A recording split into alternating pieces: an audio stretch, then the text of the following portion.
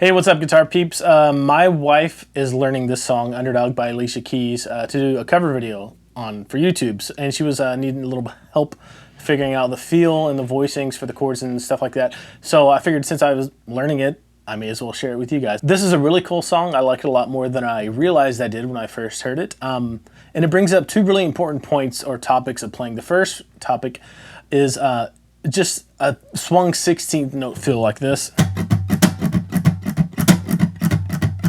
which can be really difficult if you've never done it before. So I'm going to show you some tips to get into that, because that's the most important part of the song as far as feel goes. The second thing it brings up, and I'm going to split this video into like two halves.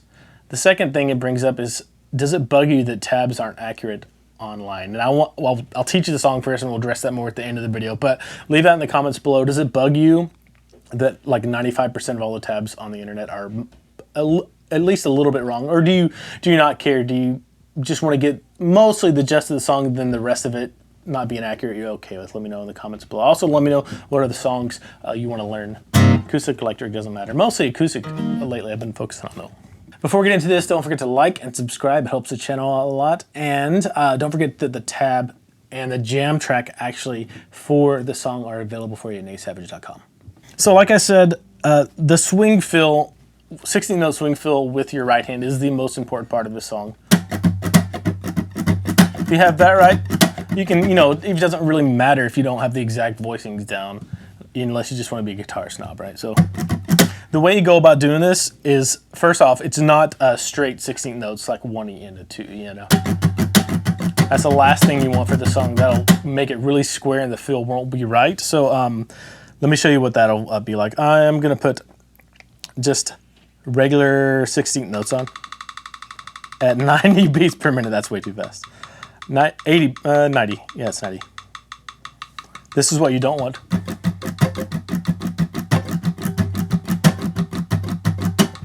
Okay, I'm using an app called Tempo, and you have this option to set it to swung 8th notes. So I'm going to do that and double the speed, so it'll be swung 16th notes.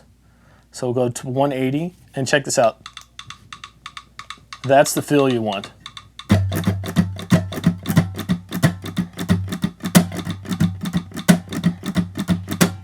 And it can be really tough to get that second strum in really quick, because it's very fast if you haven't done it like this before, especially with this feel, and getting the timing and spacing of those two strums together can be really tough. So that's what we're going to want to work on developing. So slow it down to like, I don't know, 100 beats per minute.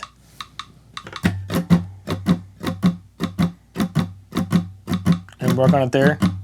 And do this before you even learn the chords to this song, because this is critical. If you don't have this down, you won't be able to play the song right. Move it up to 120. And just keep increasing it. And until you work up to 180. At this case, that would be 8 notes, swung 8 notes. And that's the first step. You have to do that before you do anything else. And the basic strumming pattern, there aren't many parts of this song. It's just basically one chord progression with some decorations going on. But the basic strumming pattern you want to do is that. But you have this kind of, it's a little bit different. So at the first part of the strumming pattern, I'm playing mostly just the bottom notes, like the low strings. And then I move to the top notes, or the top strings, for like the snare drum. So kick, snare, kick, snare, kick, snare, kick. And I'm not being super accurate with this. You can look at the tab, and it's kind of a generalization of what these strumming patterns will be, because they change here and there.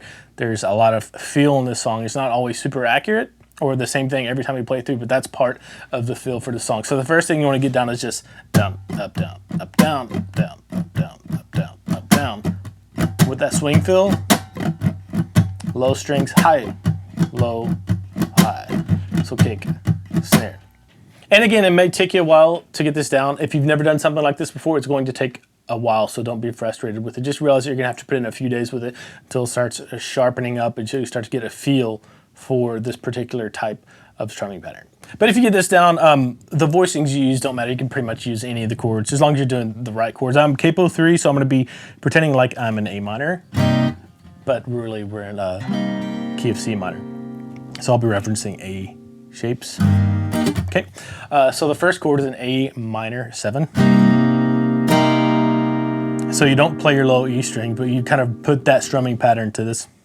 And there it is. That's the main strumming pattern. So you have an A minor 7, but lift your middle finger off of the D string, and that's your first strum. Then you have a hammer on. So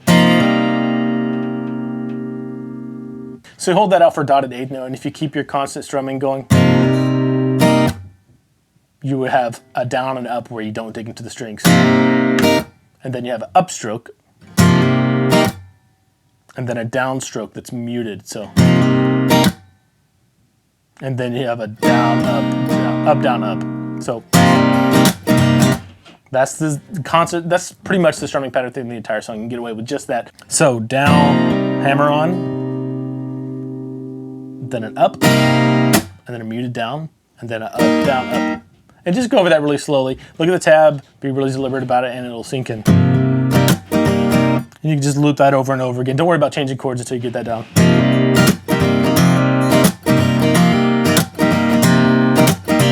But as I alluded to earlier, a lot of the tabs on the internet were wrong. None of them had A minor 7 with this note on top.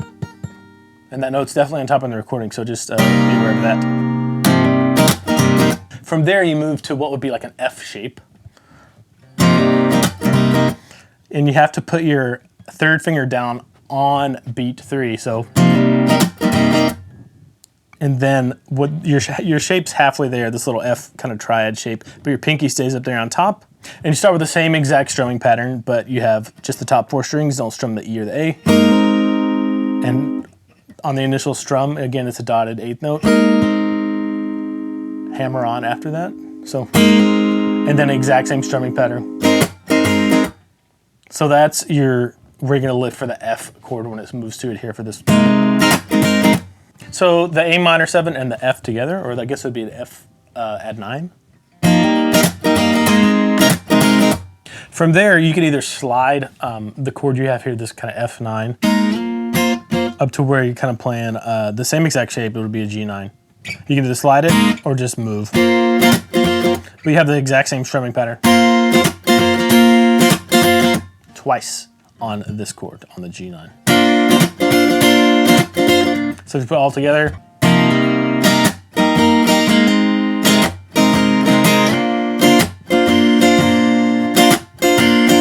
All right, that's the bass strumming pattern and the bass part. Now we're gonna add some decorations to it. I'm just gonna go through and show you a few little transitional things that happen here and there throughout the song. Through the choruses, the main thing that you have is this.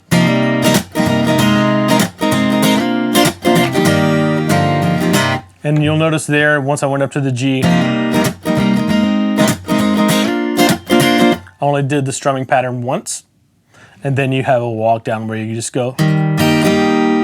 So on a C, hit the C note by itself, and then a down up on the chord. Kind of the same pattern, just do a walk down. So move your third finger from a C and move your second finger back to what would be like a B.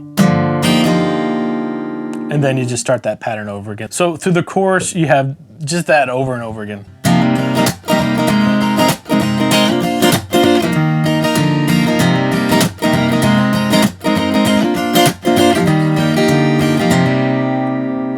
So you can play that throughout the entire song and you'd be fine. There are some places that don't do the walk down though. Like on the verses, it alternates between the walk down and just 2 of the G's. So you'd have.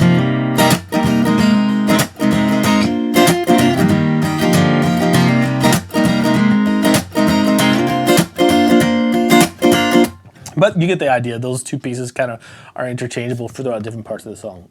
Now I want to show you a few decorations that occur here and there if you want to learn them, if you want to dig a little bit deeper into this song. And we're getting into the part where this is why I think Capo 3 is wrong, or at least there might be 2 guitars playing on here because there are some notes that are kind of impossible to hit if you're on Capo 3 for this that I'm hearing on the recording. Anyways, here you go. So we start out like you normally would with this A minor 7, and this is the intro. And then you have the F. Nothing different here. But when you get to this part, there's definitely this note going down from here. And you can hear it in the recording. The first time you go through it on the intro, it's just that. And all I'm doing is setting my index finger up here on the first fret of the B string and second finger here on the third fret of the B string. And pinky comes up and grabs, what is that, the fifth fret? And you play the same strumming pattern with the same kind of hammer-on idea. And I'm only playing the top 3 strings here. And then you play that again. And then when you get to the little G thing this time, same shape, but you do that twice, that little hammer on. And once you get to this part of the song, that second G, right there, you have this open A, third fret of the A to get back around into what would be the starting of the verse. So.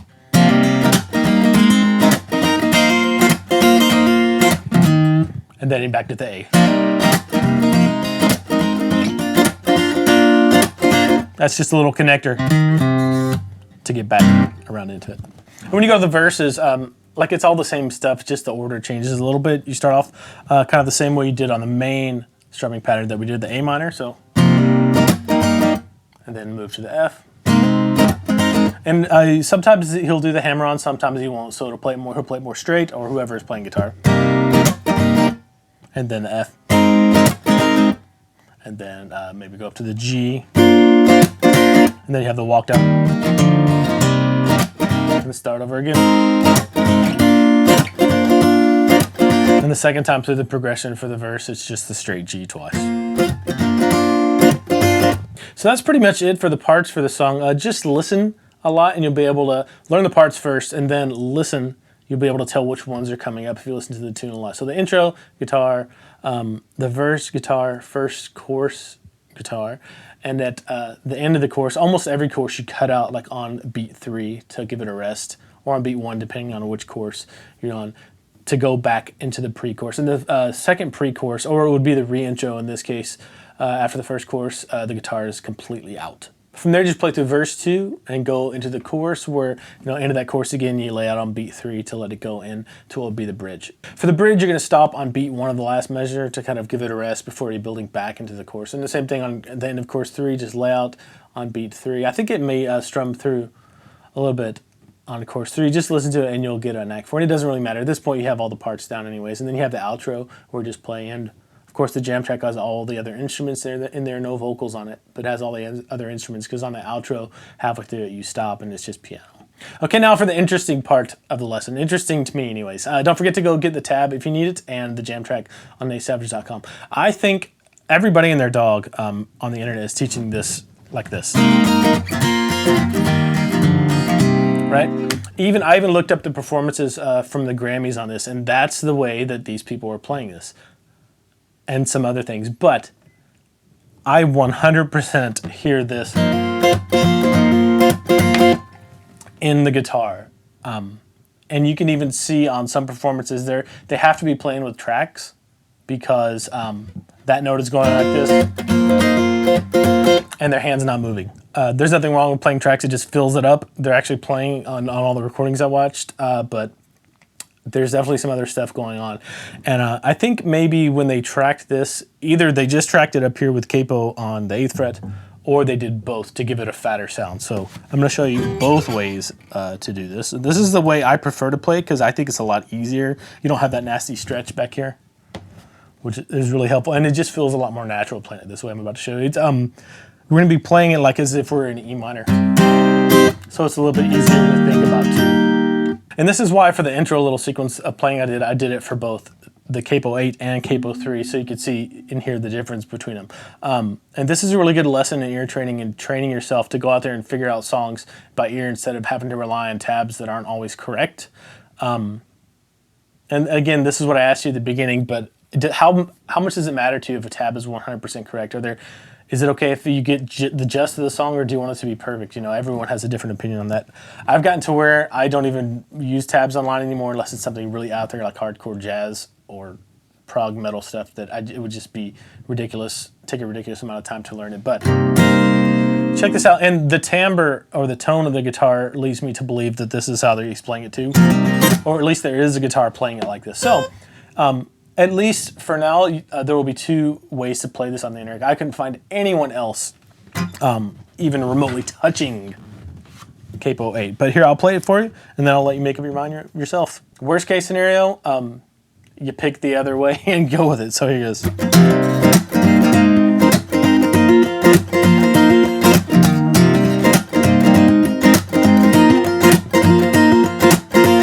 Okay, there are a couple of things that lead me to believe that these are the actual chords being played in the song.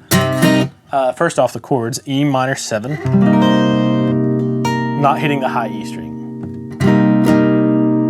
And then like a C, add 9 here. Same thing, not hitting the high E string or the low E string. And then a D. And you have the same kind of hammer-on idea here. I'm not going to go through it in as much detail. If you can play the other version of this, then you can play this one no problem with your right hand. So you have the E minor 7. Right? And then switch to a C, but you have to hammer on there with your index finger. And then you switch to a D and do the same kind of hammer on with your index finger here. And this is where the high E string comes in. And that's what leads me to believe, or one of the things, like detective work items, that led me to believe that this high E string is ringing out on that fret for this chord. And this hammer-on is happening.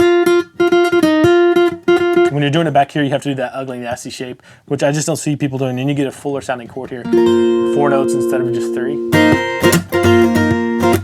But the kicker for this was that the guitar player in the intro, if you listen, the second time through the chord progression, he goes.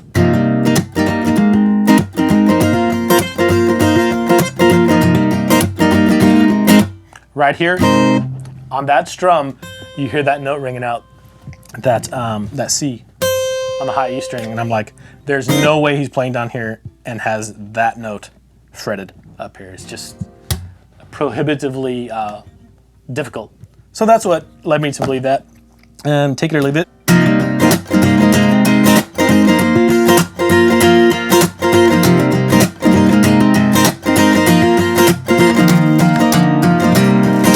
And that's another one. That's just, that walk down is just so much easier to hit. And hit it right back to the chord on where you started. Anyway, that's 2 ways to play the same song, and just a little bit of insights on how to start listening for what a song is really doing. The way I started with that is I followed the bass note.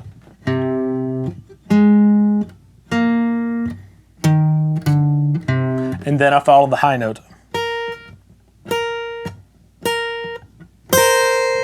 And that interval right there is a minor second, and there's no way to play that down here.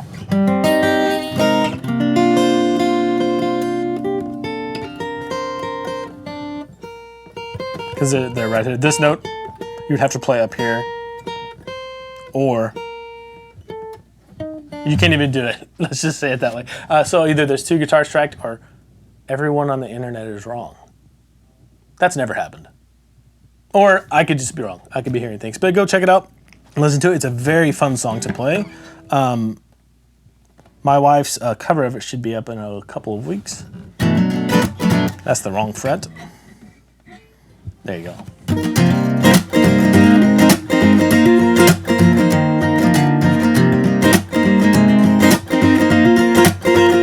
So I guess that's it for this lesson. I know it was a bit longer today.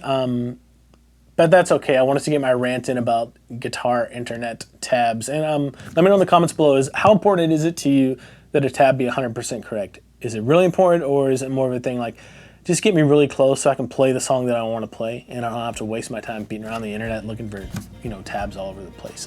If you need help learning any particular song, you can always go over to natesavage.com and book a private lesson with me there. I'd be more than happy to help you out with that. See you later.